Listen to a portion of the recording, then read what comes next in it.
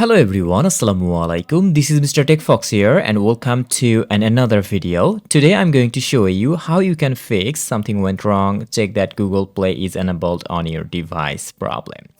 If it helps, please consider subscribing to this channel. So actually it has a simple solution, and to solve it, normally you have to go to your settings, normally search your settings, and then you will see the interface of the settings, and from here normally you have to scroll down, or you can use the search bar to search apps. So I'm choosing apps from here, and then you have to choose manage apps, and after that you will see some of the apps here, but you have to click now on the top right corner's three-dot bar and choose show all apps.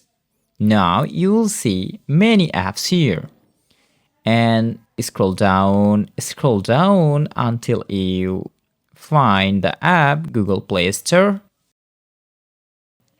So here is our app, open it, and now click on this enable button. That's it, we have successfully enabled Google Play Store. And now if we go back to our app and try to open it again,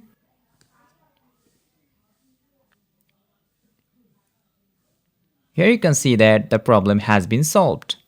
So that's all about today's video. Thanks for watching. Allah Hafiz.